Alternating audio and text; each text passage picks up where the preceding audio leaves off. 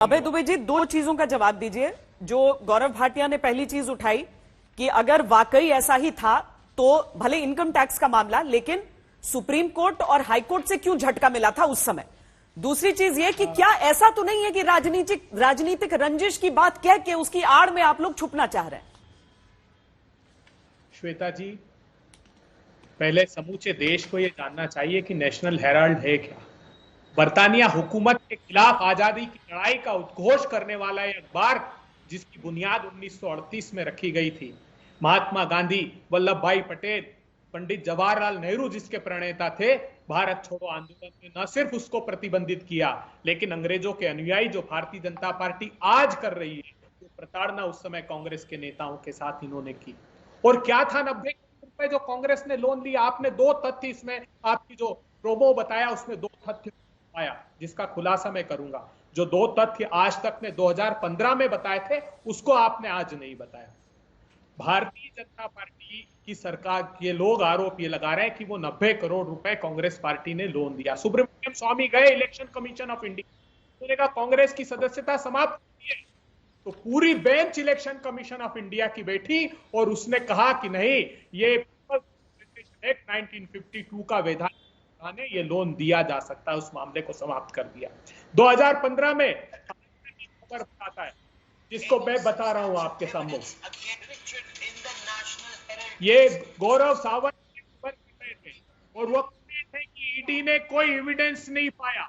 तो क्या परिणाम हुआ उसका? और ईडी ने विधि विभाग से सलाह ली और कोई एविडेंस नहीं पाया। तो अपॉइंटमेंट कमेटी ऑफ कैबिनेट की मीटिंग बुलाती है मोदी सरकार और हाथों हाथ राजन एस को ईडी के पद से हटा देती है, क्योंकि उन्होंने तय कर लिया था विधि विभाग से, अपने खुद के लॉ डिपार्टमेंट से सलाह लेकर। अब यंग इंडिया की कहानी सुन लीजिए। क्या है young India? Young India section company act 1956 के तहत सेक्शन 25 की कंपनी है। उसका कोई भी डायरेक्टर ना तो सैलरी ले सकता है, ना डिविडेंड ले सकता है, ना कोई प्रकार का प्रॉफिट ले सकता है। एजेएल को लोन दिया क्योंकि उस एजेएल की जो बैलेंस शीट थी वो पूरी घाटे की थी, कह रहे 2000 करोड़ रुपए। 1 इंच भी संपत्ति एजेएल की यंग इंडिया को ट्रांसफर नहीं हुई, ना हो सकती है कभी। और यंग इंडिया कोई प्रॉफिट नहीं ले सकता, इसमें मनी लॉन्ड्रिंग हुई नहीं। क्या होता है मनी लॉन्ड्रिंग में बताता हूं। मनी लॉन्ड्रिंग का केस बड़ा इंटरेस्टिंग है श्वेता जी, आखिरी बात कहूंगा। आप जानती है भारतीय जनता पार्टी की जब सरकार थी तो केनस्टार नाम से म्यूचुअल फंड में इन्वेस्ट किया।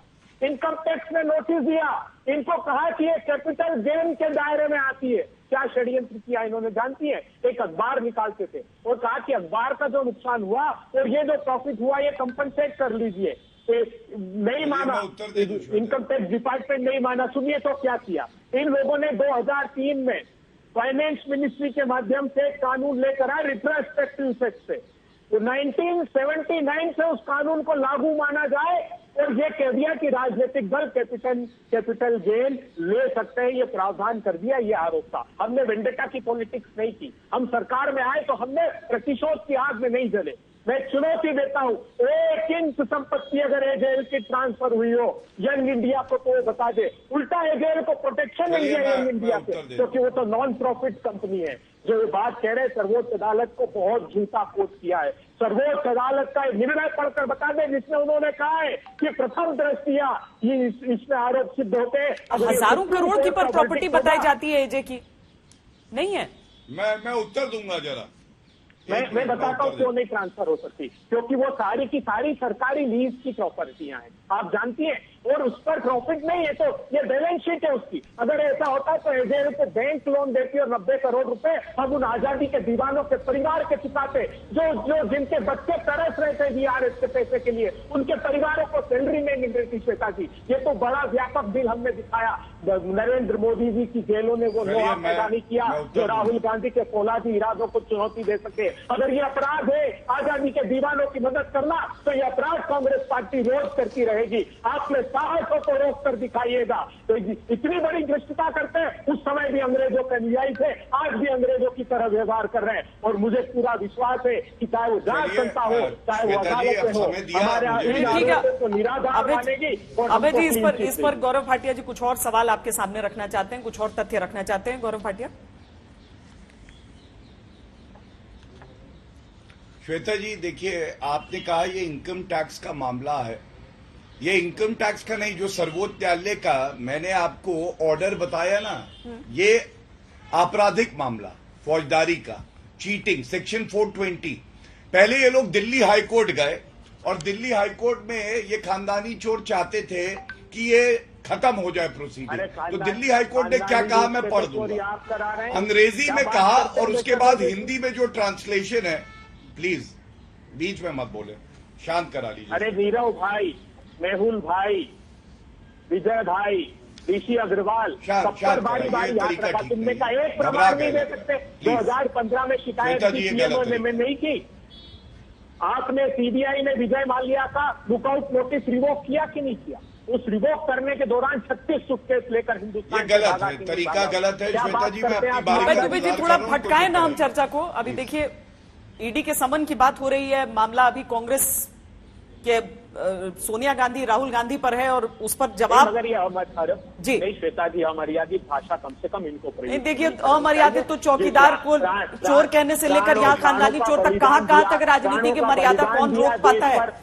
लेकिन गौरव भाटिया, अगर ये टिप्पणियां आएंगी तो वो बीच में आएंगे, इसलिए तथ्य आप सामने रख दीजिए पहले, और उसके बाद हम जरा एक बार विस्तार से लोग समझ तो लें। बड़ा कंफ्यूजिंग मामला हो जाता है जब भी आर्थिक का इस तरह का मामला होता है, तो लोगों को समझना बड़ा मुश्किल हो जाता है कि हुआ क्या है और क्या डिफेंस हो रहा है। यहां पर राजनीतिक रंजिश तो लोग समझ सकते हैं, लेकिन ये नहीं समझ पाते हैं कि घोटाला है कि नहीं। इसीलिए मैं चाहती हूं कि आप दोनों अपनी अपनी बातें जरा आराम से रख दें।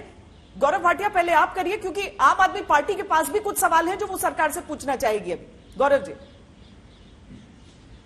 बिल्कुल पूछे, पहले कांग्रेस पार्टी की बात करते हैं। सारे भ्रष्टाचारी पकड़े जा रहे हैं बारी बारी। और देखिए, मैं जो बताने जा रहा था, ये कोई आईटी इनकम टैक्स डिपार्टमेंट का मामला नहीं है श्वेता जी, ये 420 धारा लगी हुई है, ठीक है। न्यायालय गए, ये दिल्ली हाईकोर्ट में ये चाहते थे वो मामला क्वॉश हो, निरस्त हो, हुआ नहीं। और उच्च न्यायालय ने जो कहा, मैं एक दो टिप्पणियां पढ़ दूं। उच्च न्यायालय ने कहा, इंग्लिश में था जजमेंट, हिंदी का ट्रांसलेशन है, कोई छोटी मोटी भूल चूक हो तो आप बता दीजिएगा।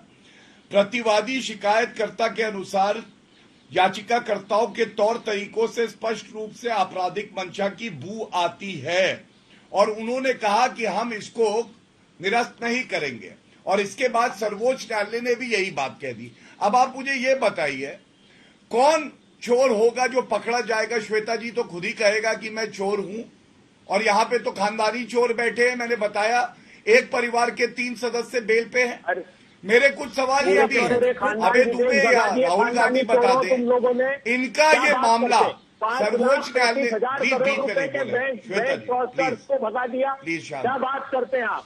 एक एक करके लूट कर हिंदुस्तान के संसाधन बांटे तुम्हारी सत्ता की सरपरस्ती में। तो खानदानी चोर कौन हुए? विरासत हिंदुस्तान की बेच रहे